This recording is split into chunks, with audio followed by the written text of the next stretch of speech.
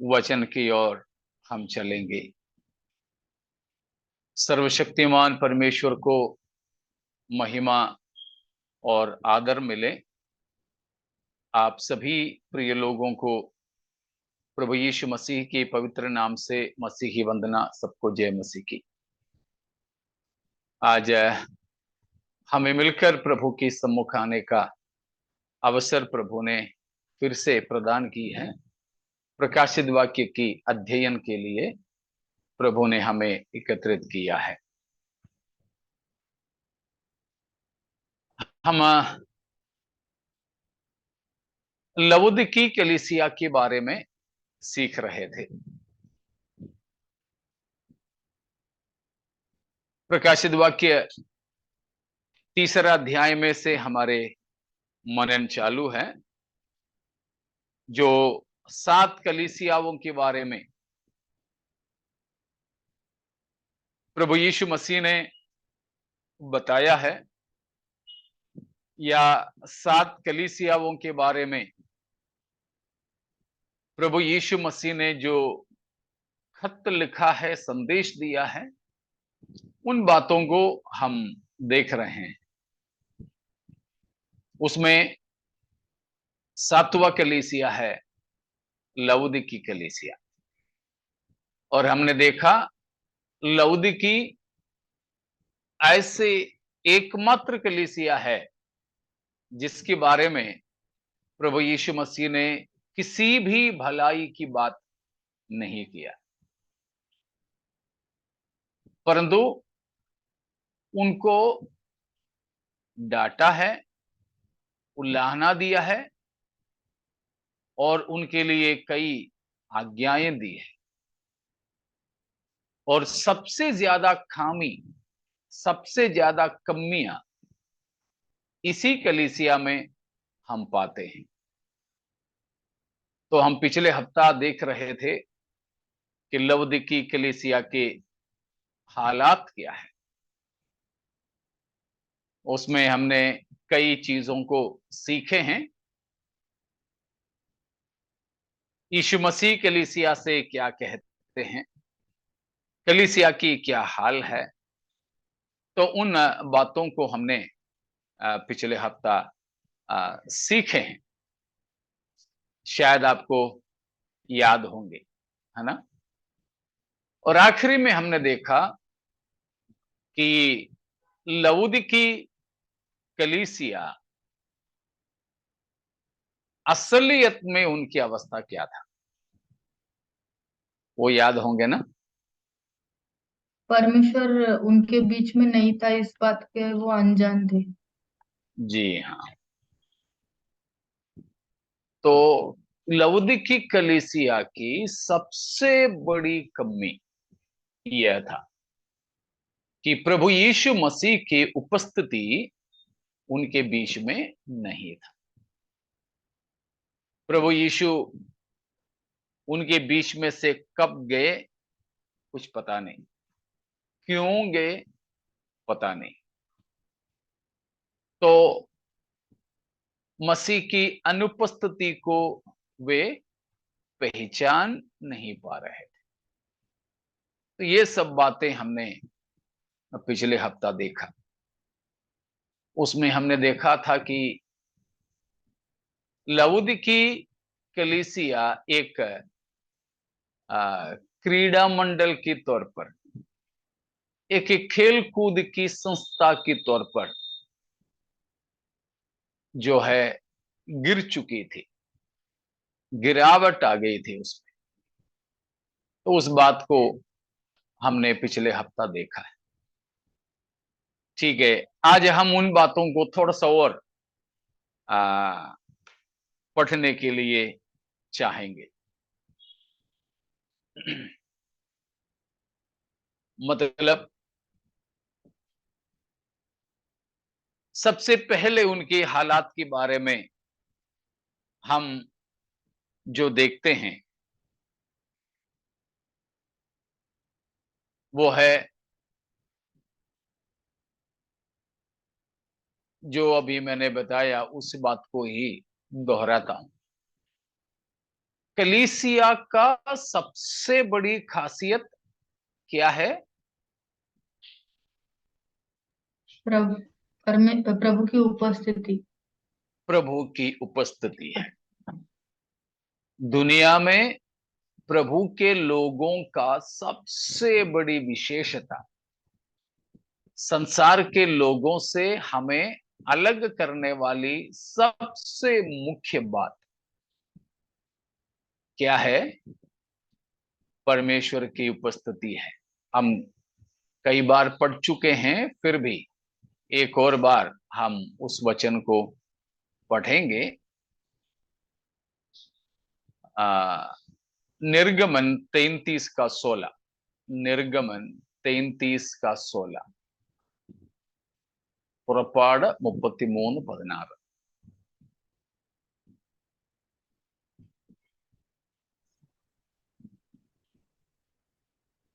यह कैसे जाना जाए कि तेरे अनुग्रह की दृष्टि मुझ पर और अपनी प्रजा पर है? क्या इससे नहीं कि तो हमारे संग संग चले, जिससे मैं और तेरी प्रजा के लोग पृथ्वी भर के सब लोगों से अलग ठहरे। मैं और तेरे लोग पृथ्वी भर के सब लोगों से अलग ठहरे। किससे? किससे?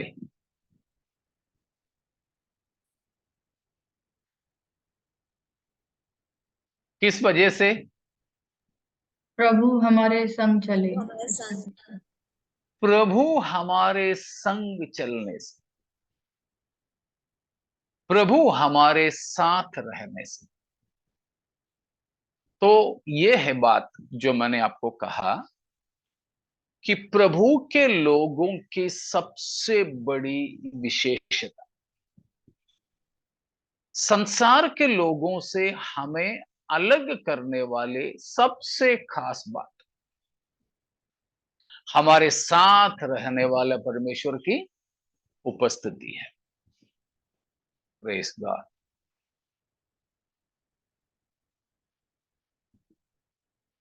तो नया नियम में भी हम जब देखते हैं तो परमेश्वर हमारे साथ रहना चाहते हैं।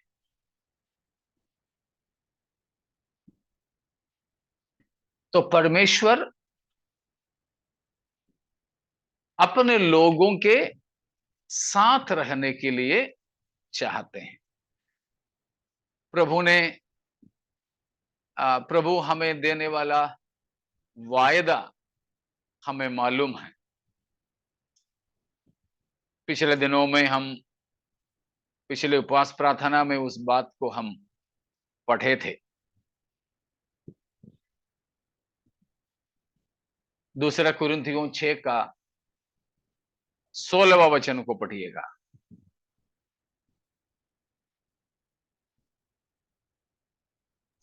6 का 16।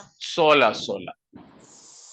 और मूर्तियों के साथ परमेश्वर के मंदिर का क्या संबंध? क्योंकि हम तो जीवते परमेश्वर के मंदिर है, जैसा परमेश्वर ने कहा है, मैं उनमें बसूंगा और उनमें चला फिरा करूंगा, और मैं उनका परमेश्वर हूंगा और वे मेरे लोग होंगे। हाँ, तो 16वां पद हमने पहले भी, मतलब 2 हफ्ते पहले उपवास प्रार्थना में सुरजीत ब्रदर के घर में था। उस समय हम इस बात को मनन किए थे। हमें प्रभु वहां देने वाले प्रतिज्ञाएं, वायदाएं, उनमें से एक बात है कि मैं उनमें क्या करूंगा? उससे पहले बसूंगा। बसूंगा। तो प्रभु परमेश्वर इस्राएलियों के निमित्त ये वायदा किया कि मैं उनके बीच में रहूंगा, मैं उनमें बसूंगा और मैं चला फिरा करूंगा। तो प्रभु हमारे बीच में रहने के लिए चाहते हैं, हमारे साथ रहने के लिए चाहते हैं। जब हम नया नियम में आते हैं उस समय दो विशेष बात प्रभु बताया है। पहली बात है कि देखो यूहन्ना 14:23,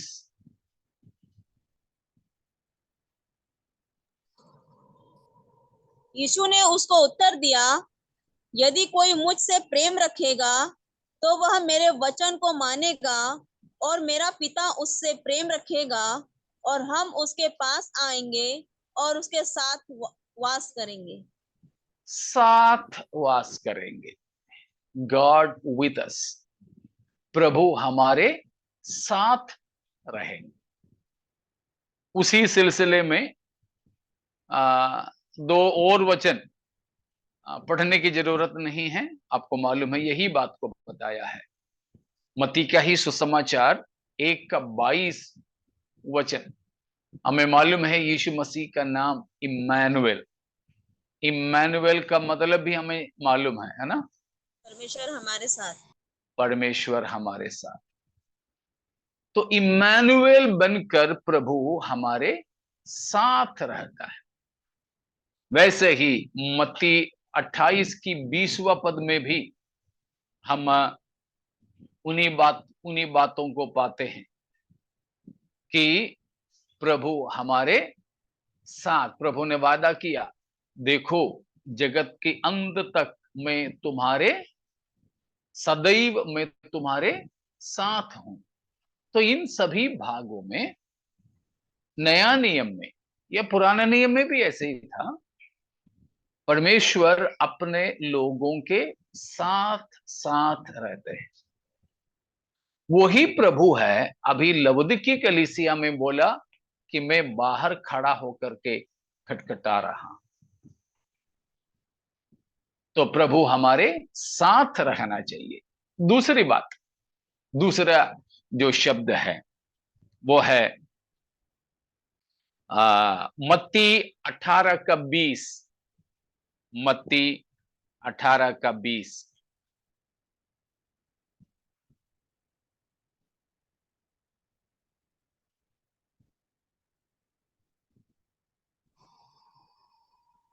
क्योंकि जहां दो या तीन मेरे नाम पर इकट्ठे होते हैं, वहां मैं उनके बीच में होता हूँ।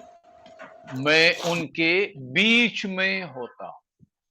आई am in the midst of you, या I will be among you. तो पहला हमारे साथ, दूसरा हमारे बीच में, हमारे मध्य में, ठीक है, विथ अस एंड एमंग अस, या in the middle, in the midst of. तो प्रभु हमें, हमारे साथ और हम में रहना चाहते हैं। उसके साथ ही साथ में और भी वचन हैं। लूका 24:36 वचन, 24:36, 24:36 लूका।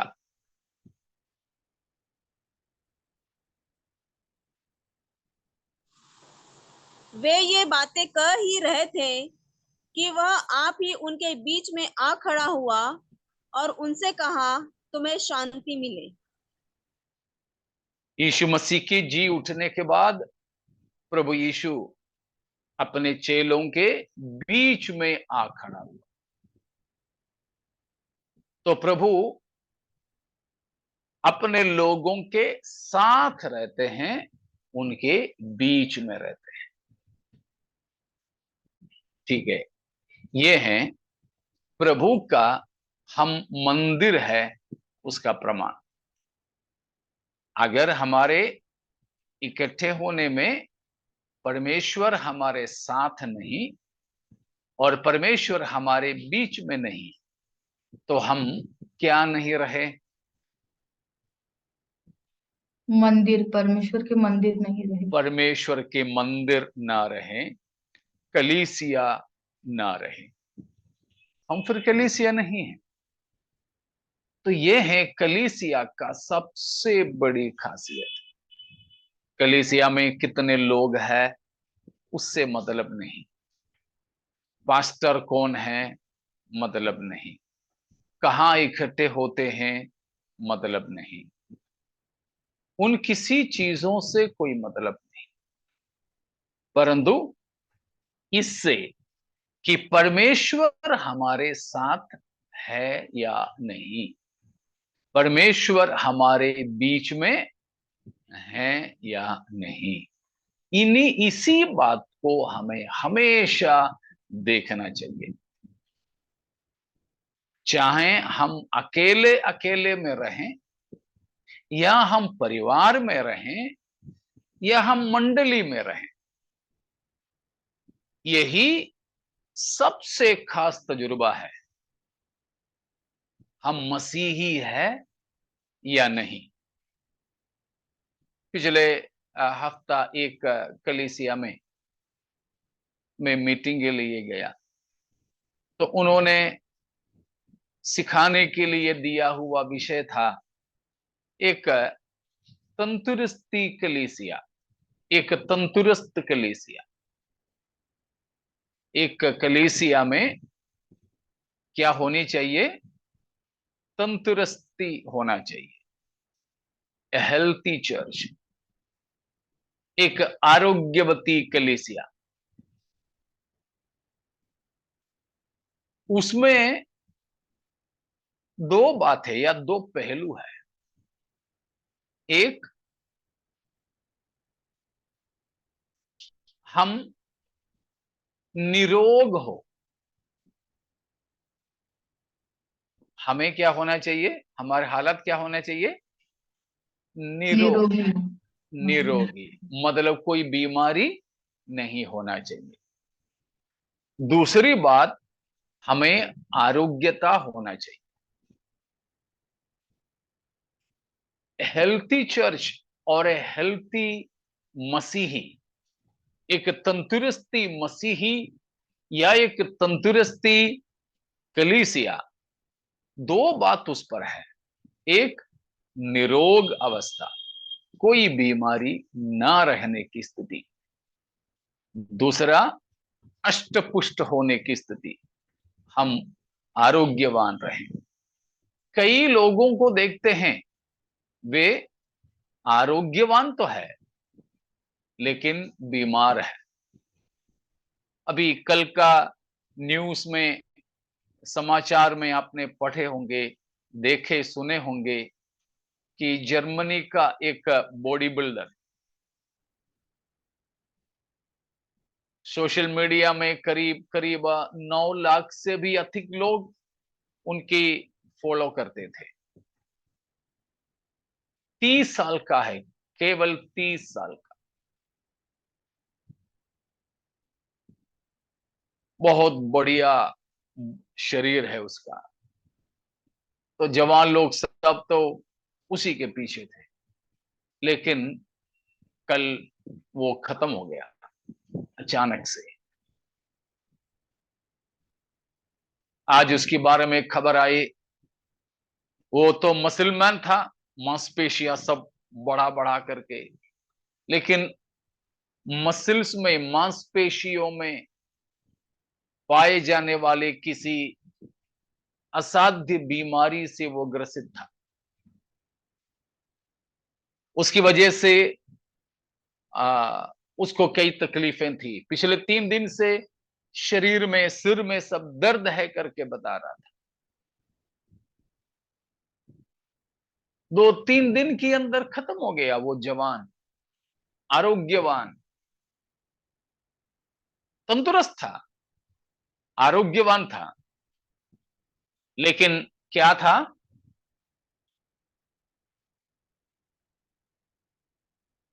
रोगी था, बीमार था।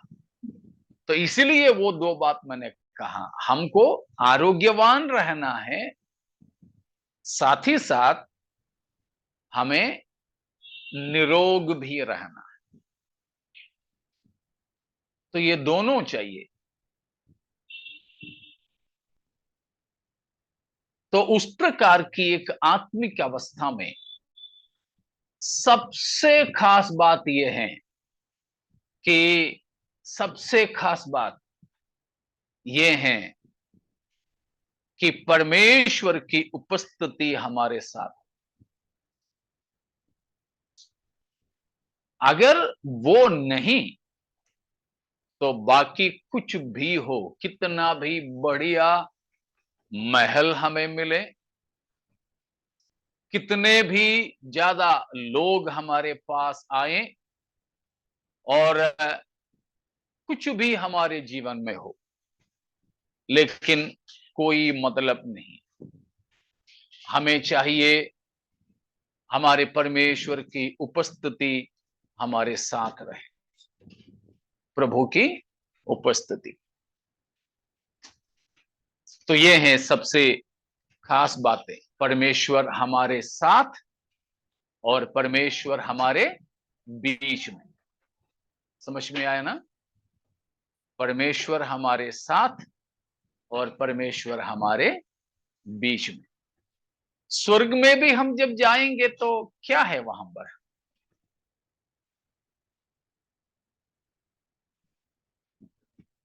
परमेश्वर का उपस्थिति सर हमारे साथ। हमारे साथ। हालेलुया। 21:3 को पढ़िएगा, प्रकाशित वाक्य 21:3।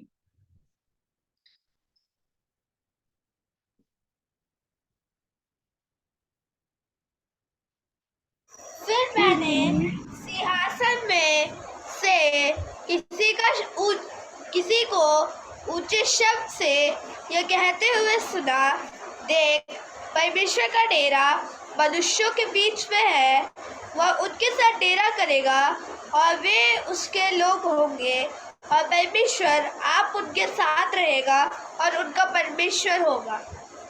यही बात वहां पर भी बताया है। अनंत काल में यही बात है कि परमेश्वर अपने लोगों के बीच में और उनके साथ में,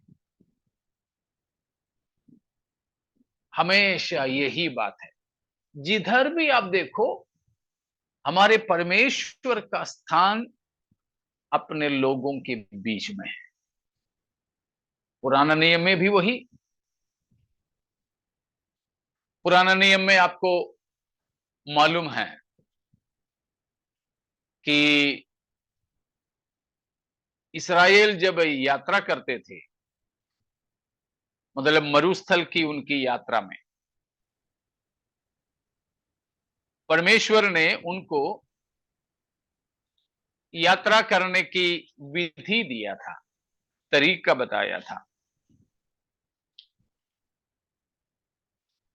जिसके बारे में हम गिनती की पुस्तक 2 अध्याय में देखते हैं।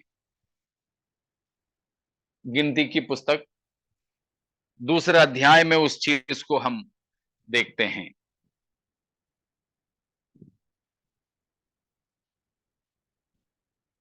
उसका 2 का 3 वचन में हम पढ़ते हैं, जो 12 गोत्र के लोग हैं, उन 12 गोत्र को परमेश्वर ने 3-3 गोत्र करके 4 भाग कर दिया।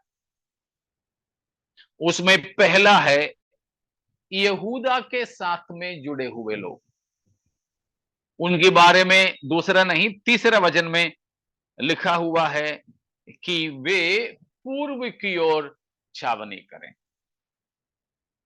10वें वचन में लिखा है अगला झुंड दक्षिण की ओर छावनी करें। 18वें वचन में है इफ्राइम के साथ में अगला 3 गोत्र के लोग जो है पश्चिम में शामिल हो। और 25वें पद में है दान के साथी लोग कहां पर हो? उत्तर भाग में हो। ठीक है, अभी तो 4 दिशा हो गया। पूर्व,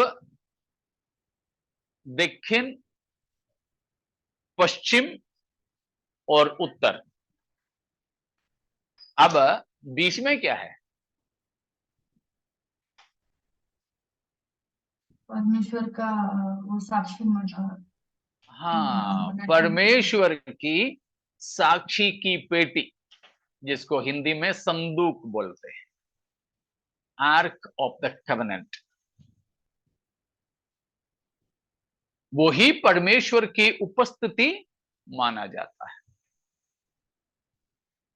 तो बीच में, ठीक है ना,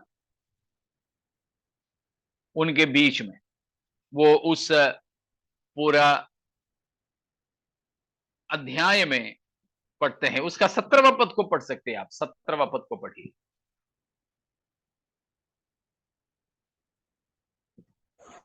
उनके पीछे और सब छावनियों के बीचों बीच लेवियों की छावनी समेत मिलाप वाले तंबू का कुछ हुआ करे।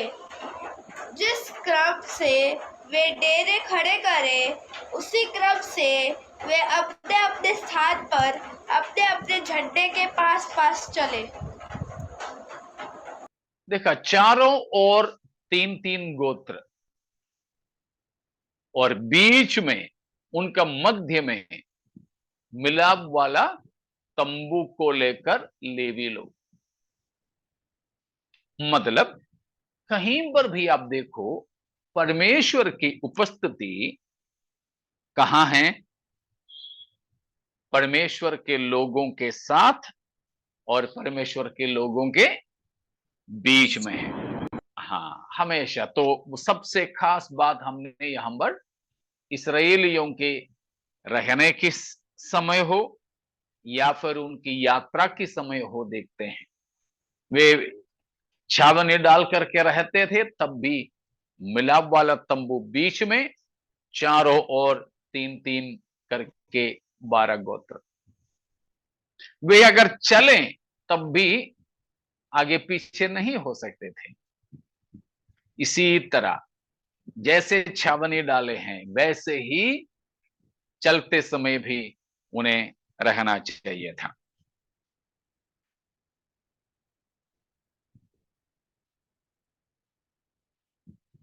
बालाक नाम का एक राजा बिलाम नाम की एक नबी को बुलाकर इस्राएलियों को श्राप देने की कोशिश की, लेकिन बिलाम ने क्या देखा वो भी पढ़ें।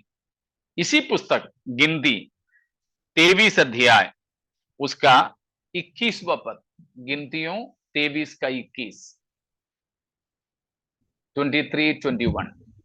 उसने याकूब में अनर्थ नहीं पाया और ना इज़राइल में अन्याय देखा है।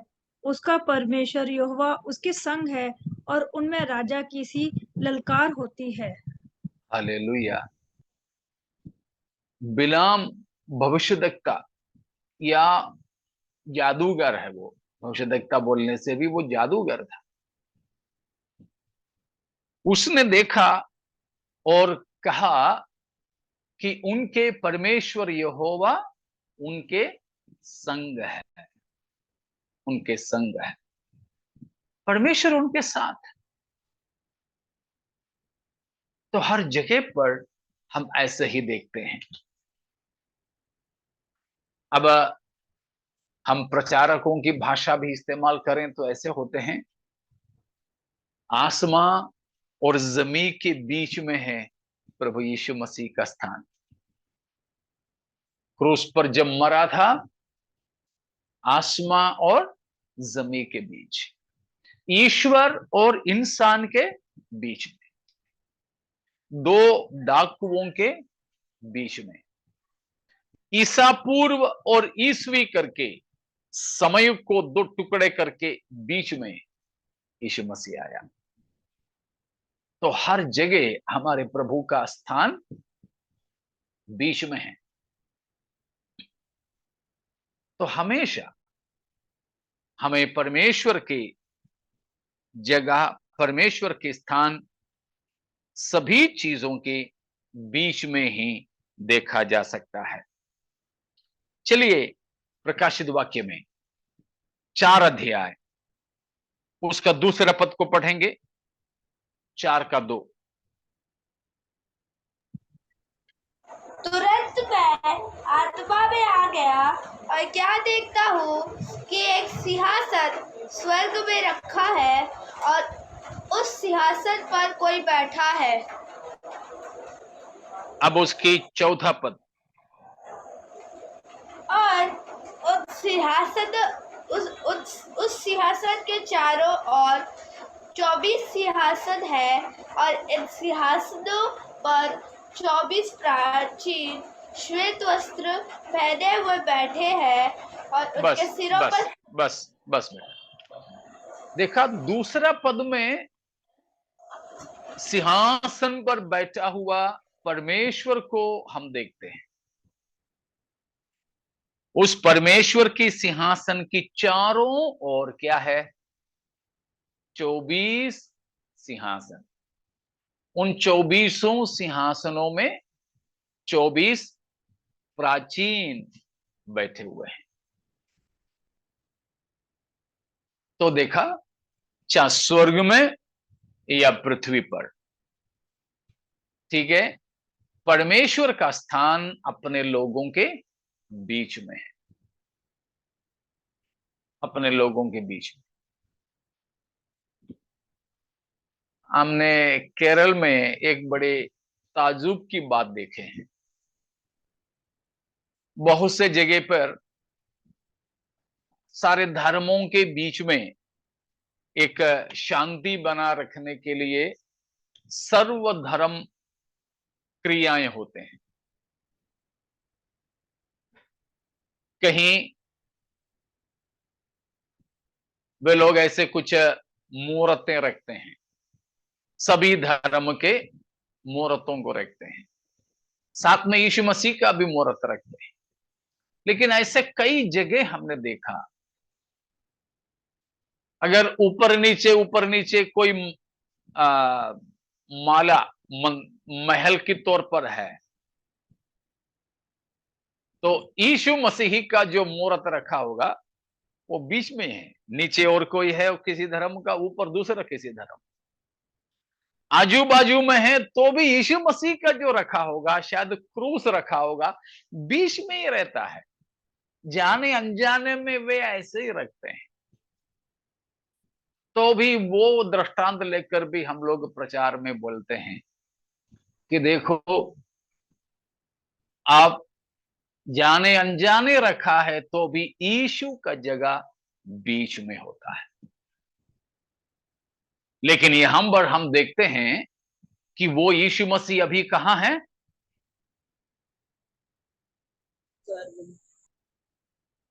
यहां लवोदिकी कलीसिया, हमारे बीच में। लवोदिकी कलीसिया में। कलीसिया की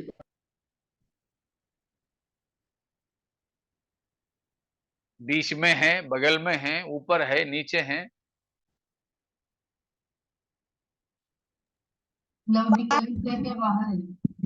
लवोदिकी कलीसिया के बाहर है। इसीलिए 3:20 में मसीह ने कहा, देखो मैं क्या कर रहा हूं, खड़ा होकर खटखटा रहा हूं। हाँ, तो यीशु मसीह छोड़कर चला गया, ऐसी एक कलीसिया है इस लवोदिकी कलीसिया की सबसे बड़ी खतरा यही है। इसीलिए प्यारों, हम अलग अलग कलीसिया के लोग हैं इसमें जो जुड़े हैं, सावधान रहें कि परमेश्वर कभी हमें छोड़ ना जाए, परमेश्वर कभी हमें त्याग ना जाए। Praise God. हमें परमेश्वर की उपस्थिति चाहिए। हम प्रभु से निरंतर प्रार्थना करें, प्रभु आप हमें छोड़ न जाएं। मैं कई बार बता चुका, एक और बात बोलकर इस भाग को छोड़ दूं। हम जो प्रभु के लोग हैं, पाप करें तो पाप का सबसे बुरा परिणाम क्या है? बता चुका हूं, आपको बस याद करना की जरूरत है। पाप का वेतन मृत्यु है और मृत्यु को ठीक है, परमेश्वर की दया। पाप का वेतन मृत्यु जरूर है। उस मृत्यु का ही मतलब ले देखो तो भी आपको इस सवाल का परमेश्वर उत्तर की मिल जाएगा। परमेश्वर से दूर। परमेश्वर की उपस्थिति से दूर हो जाना। परमेश्वर की उपस्थिति से वंचित होना या परमेश्वर का नाम। आधा आधा मार्क, हाफ मार्क। परमेश्वर की महिमा से अलग हो जाना। वही उपस्थिति और महिमा यहाँ एक ही मतलब है।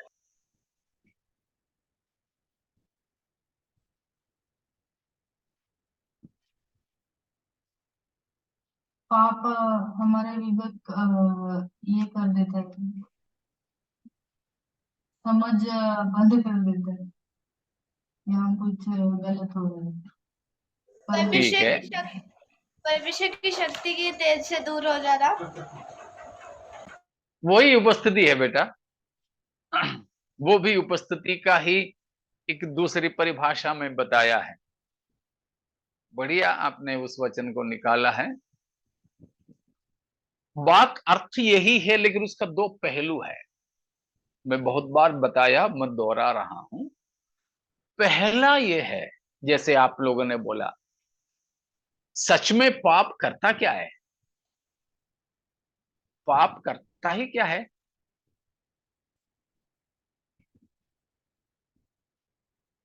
परमेश्वर से दूर। हाँ, अलग करना, इट सेपरेट्स। पाप जो है हमको अलग कर देते हैं।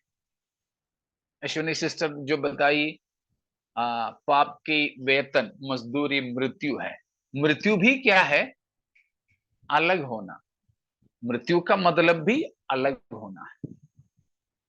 तो पाप जब मनुष्य, विशेषकर हम जो पवित्र लोग, प्रभु के लोग करें,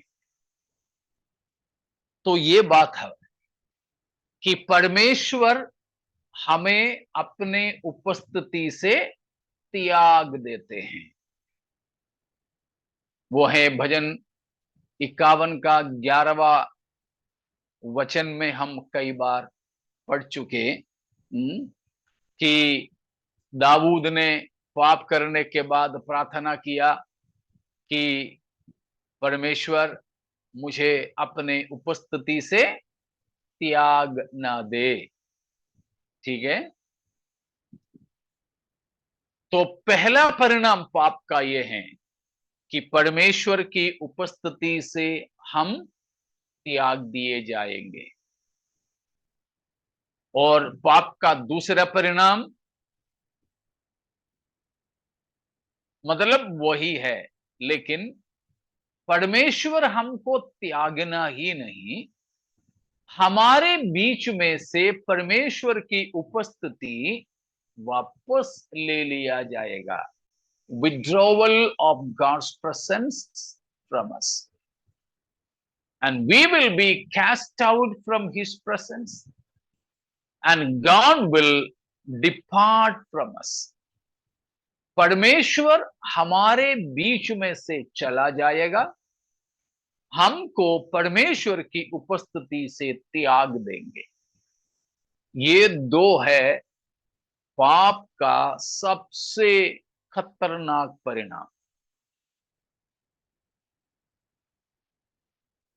लेकिन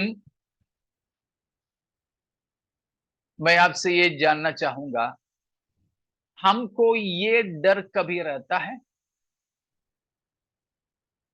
यह डर क्या हम कभी हमारे जीवन में रहता है कि परमेश्वर की उपस्थिति हमारे बीच में नहीं रहेगा करके?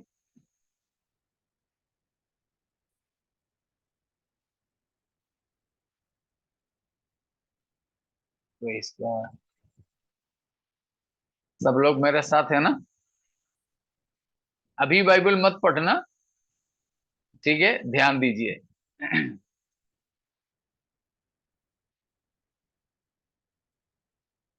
प्रभु के लोगों का सबसे बड़ा डर यही होना चाहिए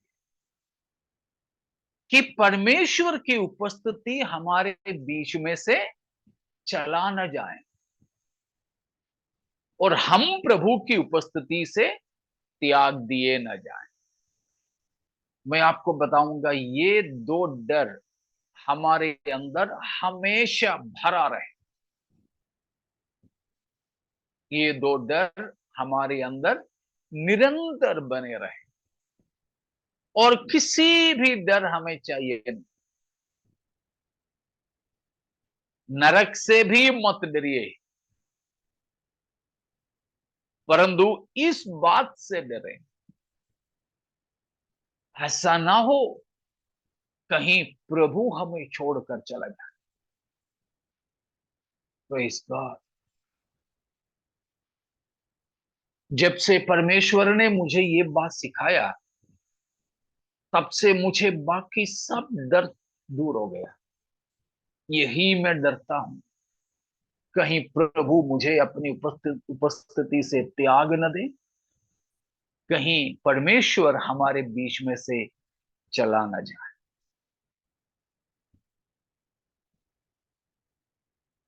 गंभीरता से इस बात को समझ पा रहे हो? Praise God. Departure of God's presence from among his people and casting out of God's people from his presence, ये दोनों हैं सबसे बड़े खतरे। सबसे बड़े खतरे। वो खतरे में लौदीकी कलीसिया है। अभी की कलीसियाओं के भी यही हाल है।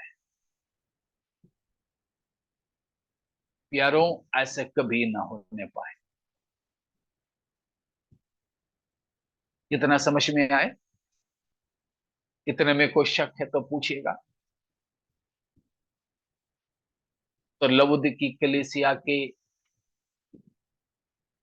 निज अवस्था से ही हाल।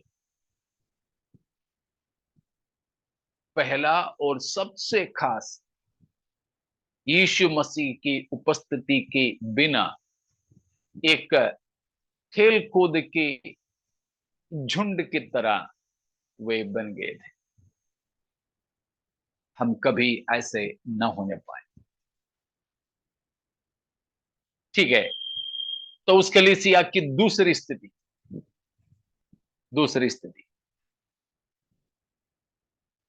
3 का 17वां पद में हम पढ़े हैं, तो एक और बार 3 का 17 पढ़िएगा, प्रकाशित वाक्य।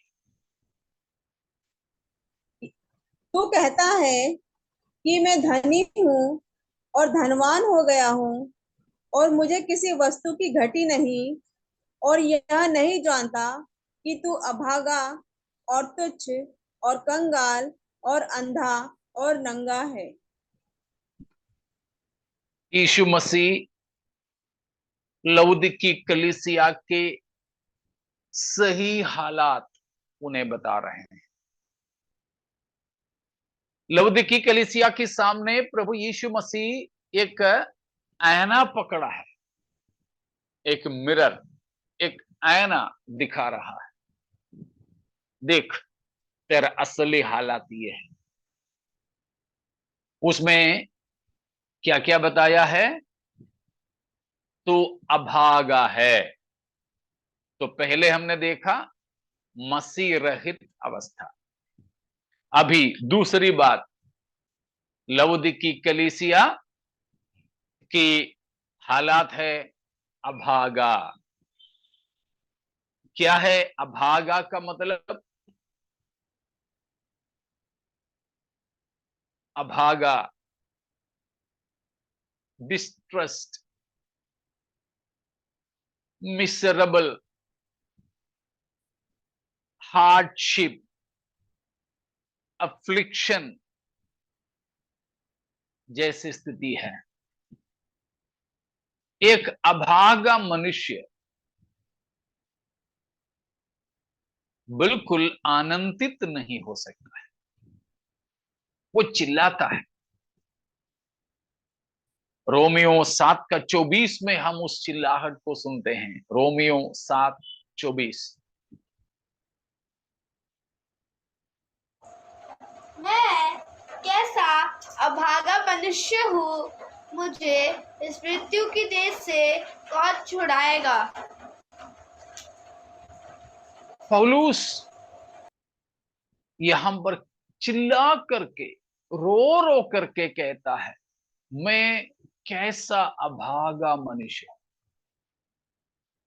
इस मृत्यु की शरीर से मुझे कौन छुड़ाएगा। जो व्यक्ति अपने आप को अभागा समझता है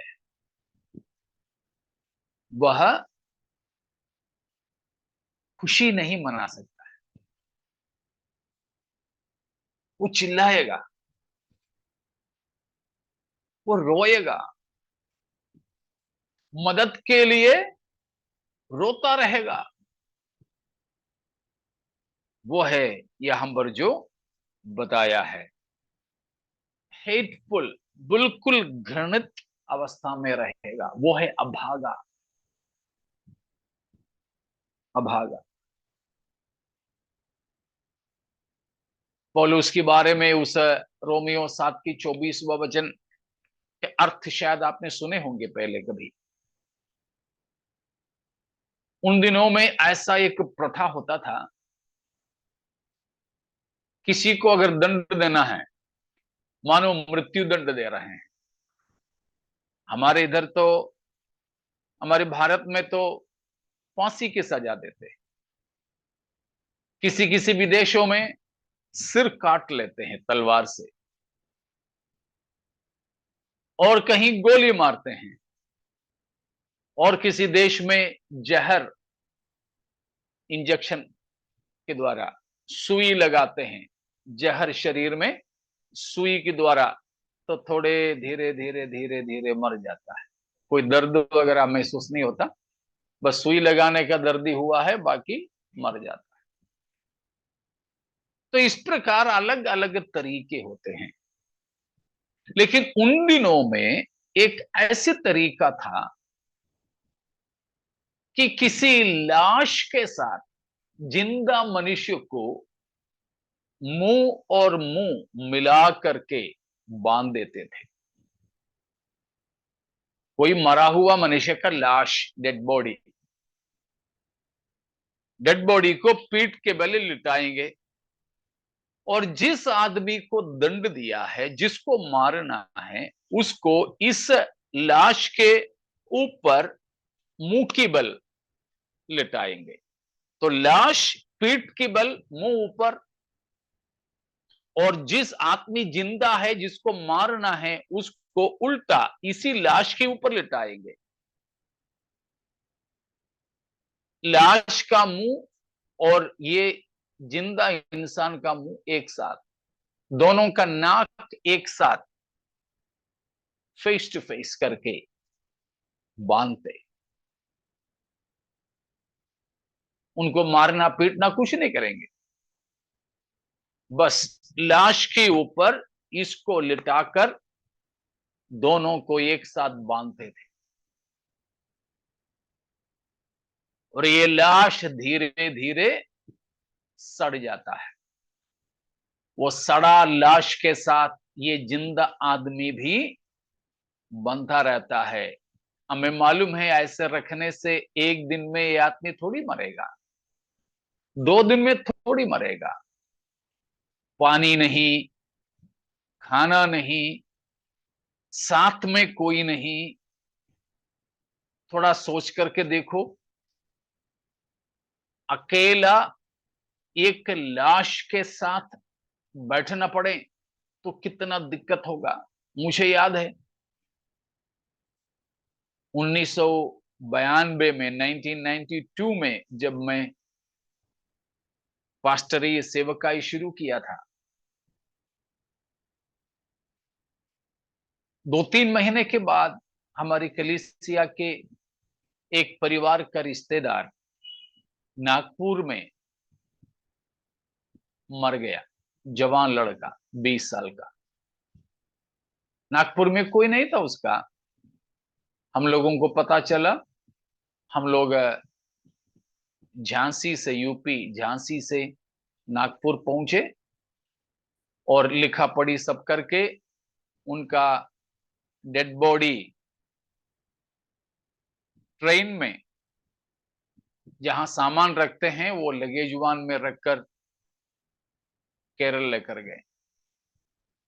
हम डेड बॉडी के लाश के साथ में तो नहीं थे, लेकिन उसी ट्रेन में, जिस ट्रेन में लाश रखी थी, उसी ट्रेन में हम लोग भी सफर कर रहे थे। हम अकेले नहीं थे।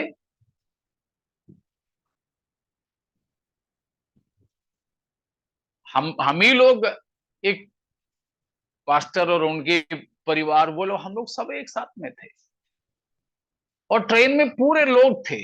फिर भी हमेशा हमारे दिमाग में यही होता था, इसी ट्रेन में वो हमारे वो भाई भी, उसका लाश पड़ा है, लाश पड़ा है। हम आराम से सो नहीं पाए, हम बराबर खाना नहीं खा पाए, किसी से दिल खोल के बात नहीं कर पाए।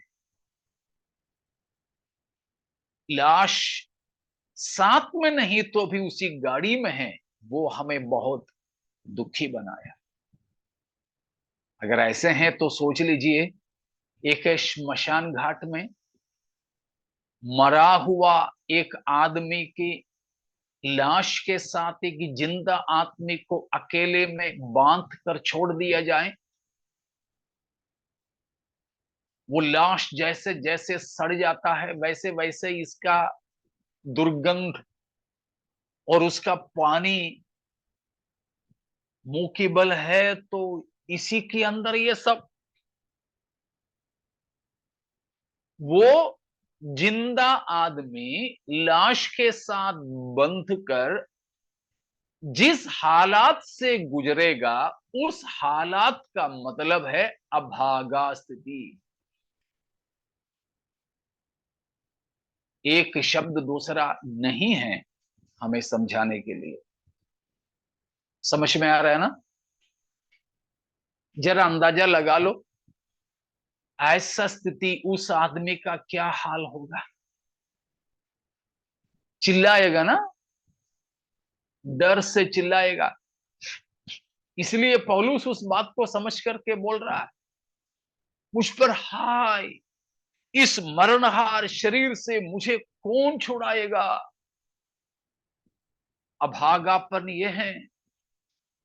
लउदीकी कलीसिया जब प्रभु की उपस्थिति से दूर हो गई, यही अभागा की स्थिति में है। केवल लउदीकी कलीसिया के ही हालात नहीं, हम सबके भी यही हालात है। अगर हम प्रभु से दूर और अलग है तो। पैसा होंगे, तंदुरुस्त होंगे, पढ़े लिखे होंगे, नौकरी होगी, हमारे यार मित्र साथ में होंगे, सब ठीक है, मगर मसीह से अलग है, प्रभु की उपस्थिति से दूर है, तो हर किसी का यही हाल है, अभागापन। वही डरावनी स्थिति। सोच ले, वो उस अभागापन से प्रभु ने हमें छुड़ाया है। प्रभु का धन्यवाद हो। तो मसीह रहित कलीसिया की ये हाल है। अभी कलीसिया का दो स्थिति को हमने देखा। पहला मसीह रहित अवस्था, दूसरा अभागा। इतना समझ में आ गया? कोई शक है तो पूछिएगा।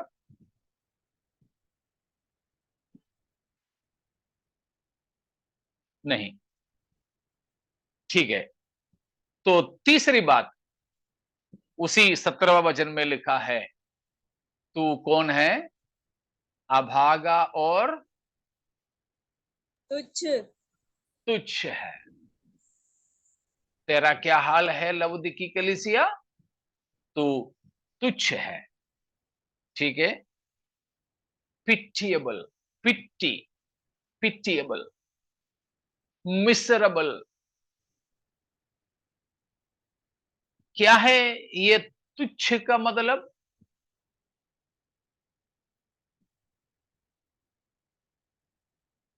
Opposite of blessed. तुच्छ का मतलब है, हमने सोमवार की शिक्षा में पढ़े ना, मत्ती 5 अध्याय से, धन्य है वे जो मन की दीन है, धन्य है वे जो शोक करते हैं। तो धन्य धन्य करके हम जो पढ़े हैं, धन्य का मतलब क्या है, याद है किसी को?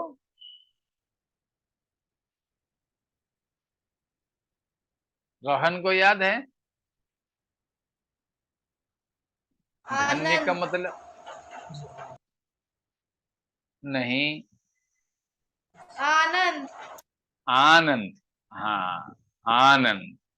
मुझे पहले आदर सुनाई दिया था। सबसे बड़ी आनंदित रहने की अवस्था, जब हमारे बच्चों को भी हो या हमें भी हो, खुशियां अंदर ही अंदर से होते हैं, तो हमारी होठ बंद नहीं होता ना, वो तो खिला ही रहेगा। कभी हम यहां बच्चों को बताते हैं, तेरा तो मुंह बंदी नहीं हो रहा। खुशी अंदर से जो होता है, तो हम आनंदित होते हैं। तो धन्य का मतलब सदा सर्वदा आनंदित रहने की स्थिति है। उसका एकदम उल्टा है तुच्छ। अब तुच्छ का मतलब समझ में आए? आनंदित रहने का, सौभाग्य अवस्था में रहने की एकदम उल्टा स्थिति है। ठीक है ना? प्रभु के लोग जो है, कैसे लोग हैं? सच्चे मसीही लोग कैसे हैं? सर्वदा आनंदित। मतलब एक शब्द में बोले तो धन्य है। वी आर ब्लेस्ड, धन्य है। बहुत वचन प्रभु के वचन में बताते हैं। लूका 10:23, लूका 12:37, लूका 14:15, ठीक है, लूक 10:23, लूक 12:37, लूक 14:15।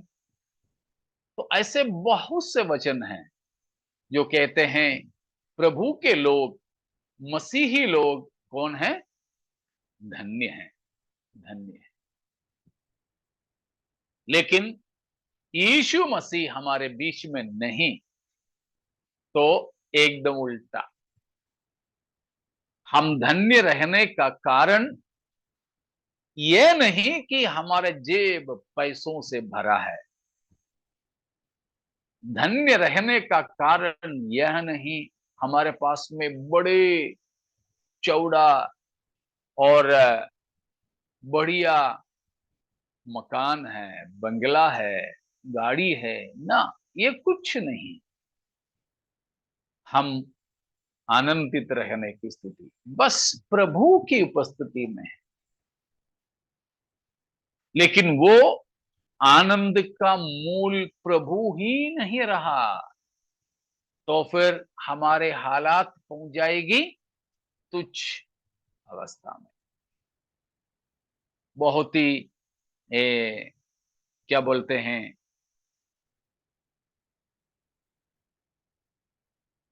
डर और निराशा से भरी अवस्था में पहुंच जाएंगे। Praise God.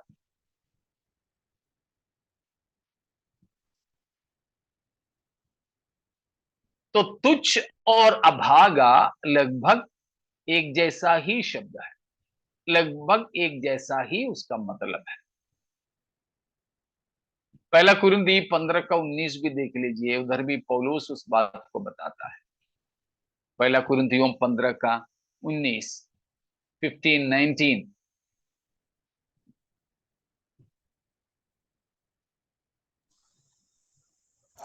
यदि आप केवल इसी जीवन में मसीह से आशा रखते हैं तो हम सब मनुष्यों से अधिक अभागे हैं।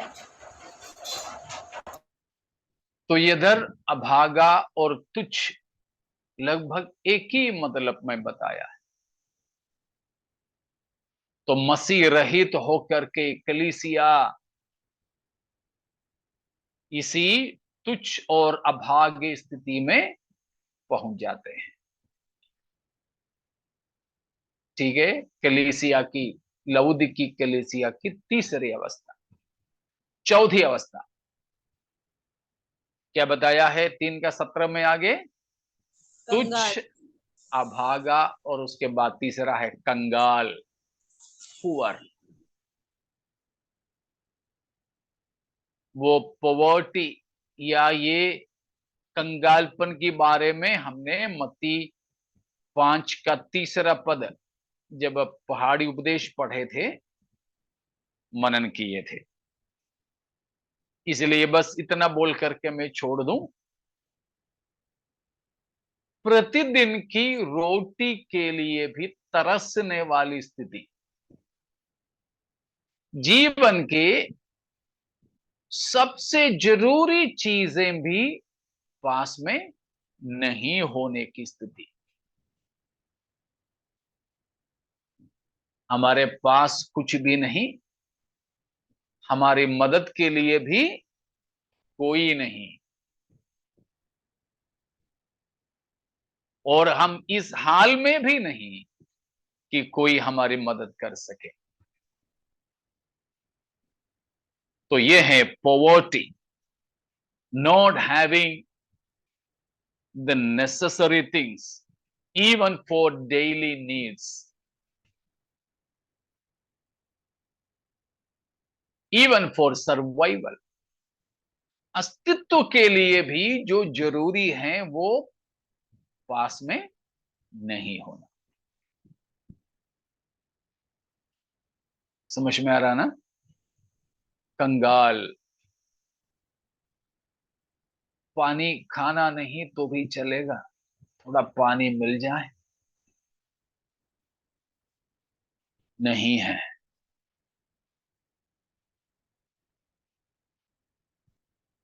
तो हर एक प्रकार में सुरक्षा नहीं, स्थान और मान नहीं, खान पान नहीं, किसी हालात में हम ठीक नहीं है। Praise God. ये है पॉवर्टी, ये है कंगालपन। हम कंगाल है क्या? जो मसीह के लोग हैं, जो मसीह है, मसीही लोग हैं, वे कंगाल है।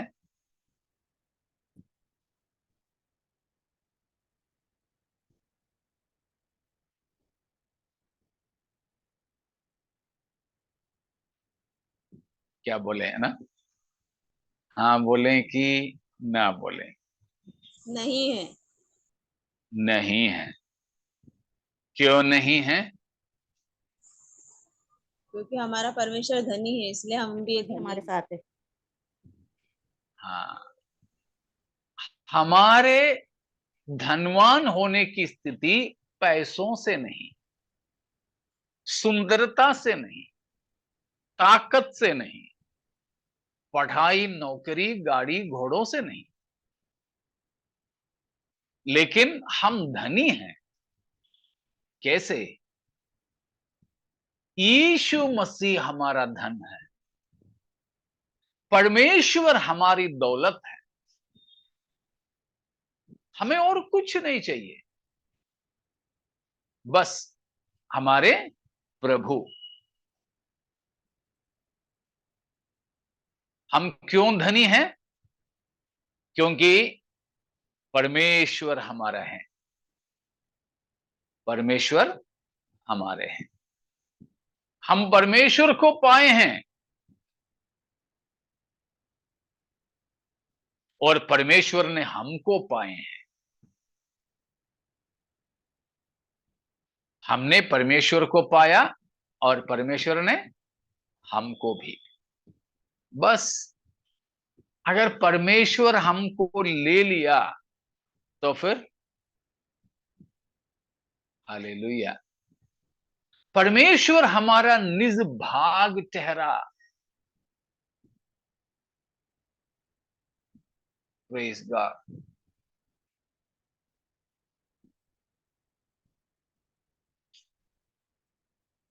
भजन संहिता 16 का पहला वचन को पढ़िएगा।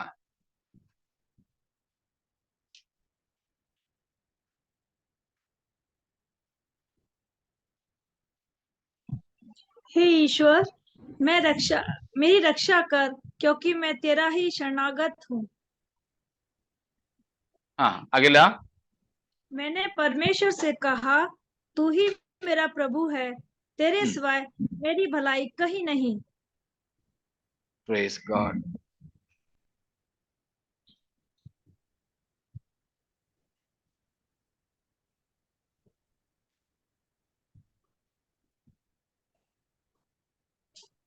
हमारी भलाई क्या है?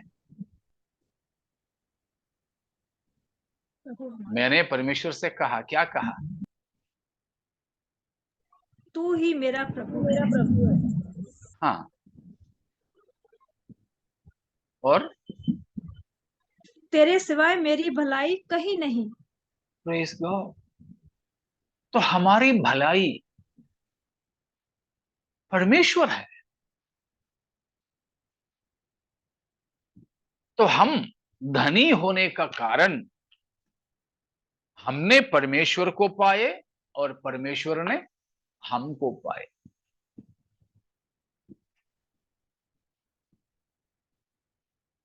किसी लड़की की कंगाल परिवार से कोई अच्छे खासे धनी परिवार में शादी होते हैं तो हम लोग बोलते हैं, हाँ लड़की तो धन्य है,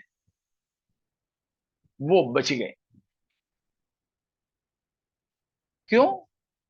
उसने उस बड़ा धनवान व्यक्ति को अपना लिया और उस व्यक्ति ने इसको अपना लिया।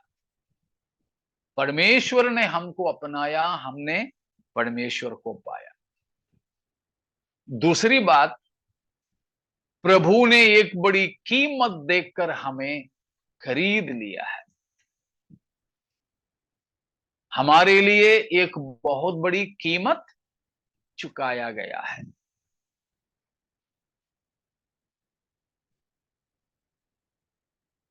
इस सामान का कीमत क्या है? जितने रुपया में मैंने इसको खरीदा है वो है इसका कीमत ना।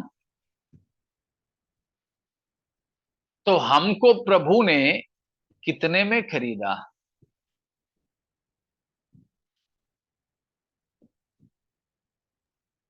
उनके लहू की जो कीमत है। हालेलुया।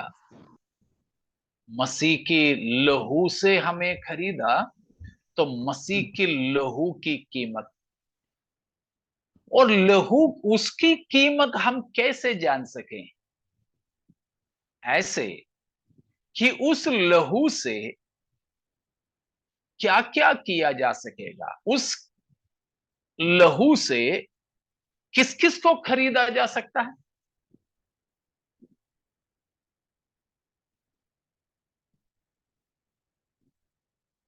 या फिर कितने लोगों को? सबको जो विश्वास करे। सभी दुनिया को, करोड़ों अरबों लोगों को खरीदा जा सकता है। अगर ऐसे हैं तो उतना बड़ा बहुमूल्य लहू से प्रभु ने हमें खरीदा है, तो हम कंगाल है? नहीं, हम धन्य हैं और धनी हैं। और ये भी कि अभी तो हमारे देश के बड़े बड़े धनवान लोगों के बारे में हमें मालूम है, अरबपतियों के बारे में। वे लेकिन बताते हैं, भाई हम अरबपति तो है लेकिन हमारी कर्जा भी तो अरबों रुपया है। वो भी तो हमें मालूम है ना। हमारे देश में बहुत करोड़पति और अरबपति लोग हैं, लेकिन उन सबके पास में क्या भी है? कर्जा भी है। लेकिन हमारे पास कोई कर्जा है?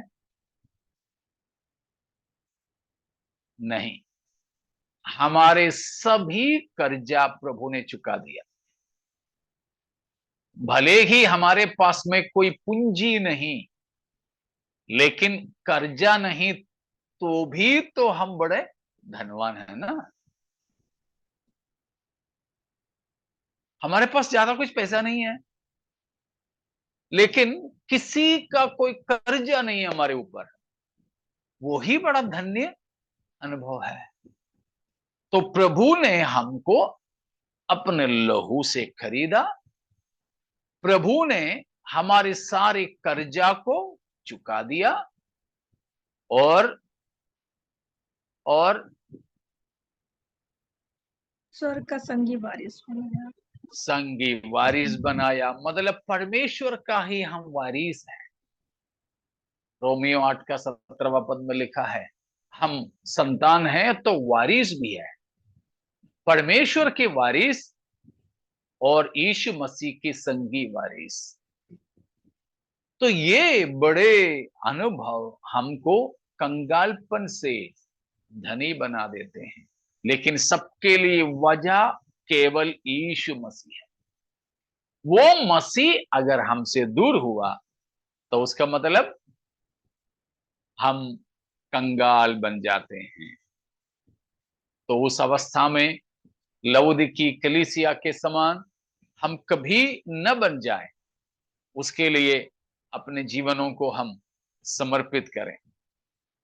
बाकी भाग प्रभु चाहें तो अगले हफ्ता हम मनन करेंगे।